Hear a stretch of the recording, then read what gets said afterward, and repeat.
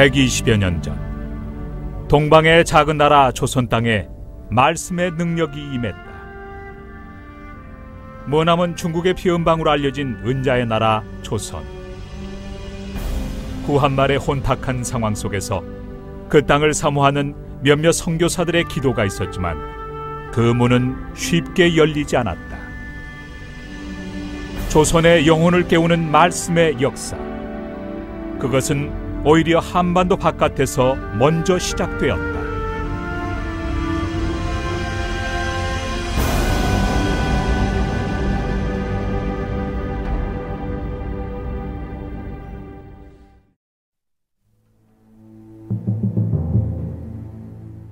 존 노스와 맥킨타이어 선교사.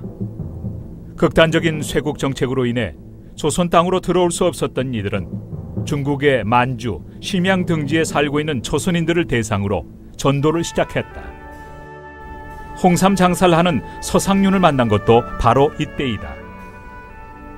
로스를 통해 예수를 영접하게 된 서상륜은 이응찬, 백홍준, 이성하 등과 함께 로스를 도와 신약 성경을 낙곤으로 번역하는 사역에 동참하게 되고 1882년 처음으로 누가복음을 번역한 예수 선교 누가복음 전서를 펴내기에 이른다. 이것은 조선 땅에 최초의 선교사가 들어오기 3년 전의 일이었다. 그리고 1887년 마침내 최초의 완역 신약 성경 예수 선교 전서가 번역되기에 이른다.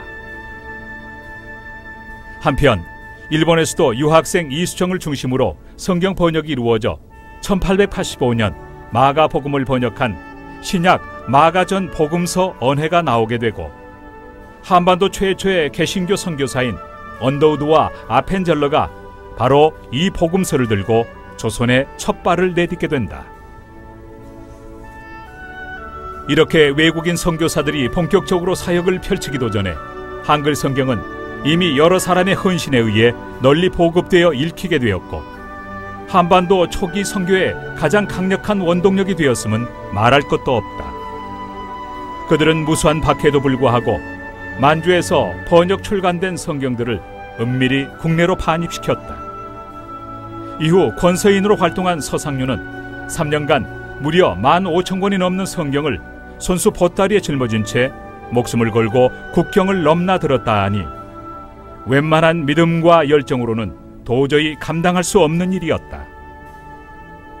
언더우드 선교사가 입국했을 때 이미 서울에 신앙 공동체가 있었던 것도, 선교를 시작한 지 2년 만에 수십 명에게 세례를 베풀 수 있었던 것도 바로 이같이 목숨을 건 성경 보급의 노력 때문이었다. 그래서 언더우드는 본국 선교부에 씨를 뿌려야 할 때 이미 뿌려진 씨의 열매를 거두고 있다고 보고했다. 이처럼 한국 교회는 초기부터 우리말 성경을 통해 건강하고 자생력 있는 토착 교회로 성장할 수 있었던 것이다. 1907년 마침내 하나님은 한반도에 놀라운 부흥의 물결을 일으키셨다. 평양에서 시작된 부흥의 물결은 불과 2년 뒤인 1909년에 100만인 구령운동을 펼칠 만큼 한반도 전역을 휩쓸었다. 한반도의 영적 부흥은 당시 열강의 위협 아래 풍전등화와 같은 조선의 운명을 하나님이 능히 지켜주시리라는 기대와 소망 가운데 결코 멈추지 않을 것만 같았다.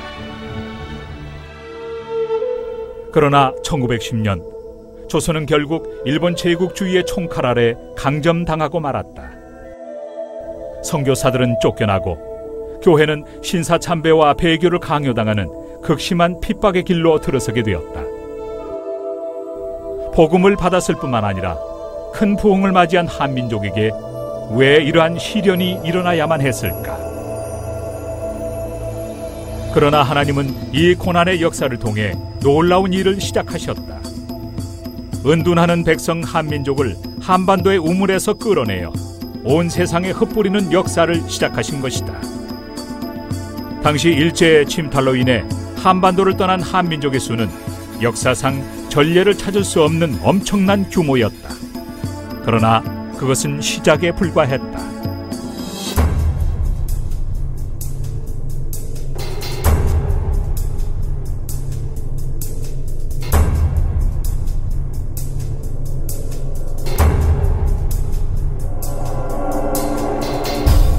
해방 이후에도 한반도는 정치 사회적 혼란과 6.25라는 동족 상잔의 비극을 겪으면서 민족의 대이동이 가속되었다.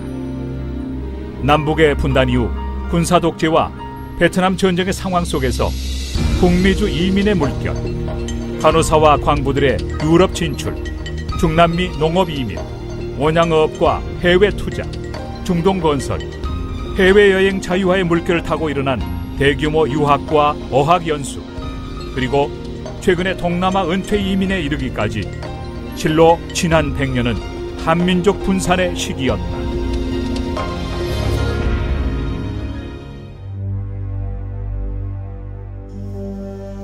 하나님은 한민족의 흩어짐을 통해 무엇을 이루고자 하셨는가? 그것은 하나님께서 팔레스틴 지역을 떠나 흩어져 살던 유대인 디아스포라들을 사용하신 섭리에서 그 해답을 찾을 수 있다. 하나님은 바벨론을 비롯한 강대국들의 침략을 통해 이스라엘을 이방 가운데 흩뿌리심으로 하나님 나라의 추수를 준비하셨다. 디아스포라는 바로 하나님의 추수를 위한 씨앗이었던 것이다. 유대인 디아스포라는 그 고통의 과정을 통해 유대적 배타성을 벗고 코스모폴리탄으로 거듭남으로써 예수 그리스도의 오심과 사도행전의 선교 시대를 준비할 수 있게 되었다. 바울과 바나바, 실라, 누가, 디모데, 아볼로 등 수많은 사도행전의 주역들이 바로 디아스포라였다. 그리고 하나님은 유대인만큼이나 자기 중심적인 한민족을 선교적 도구로 사용하기 위해 동일한 일을 행하셨다. 선교를 위해 택함받았으나 순종하지 않았던 이스라엘을 흩어 사고와 체질을 바꾸심으로 사도행전 시대를 준비하신 하나님은 복음적 부흥을 경험한 한민족을 흩으심으로 한민족 선교 시대를 준비하셨다. 바울과 바나바 등 초대교회 선교사들이 가는 곳마다 유대인 디아스포라 네트워크가 선교의 교두보 역할을 감당했던 것처럼 지구촌 곳곳에 형성된 한인 디아스포라 네트워크는 1970년대 이후 지속되고 있는 한민족 선교 부흥을 예비하신 하나님의 보석이었다.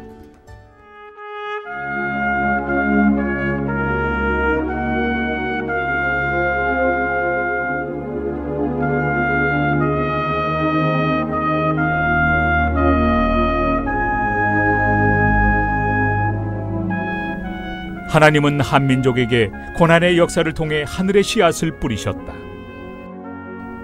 고요한 아침의 나라로부터 흩어진 씨앗들은 이제 열방의 열매를 가지고 돌아오게 될 것이다.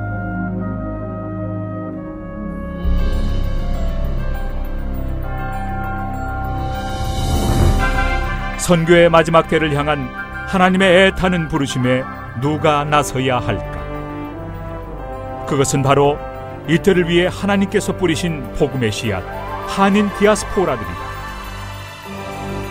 한인 디아스포라여, 하늘의 씨앗이 되어 역사의 생명을 이어가라.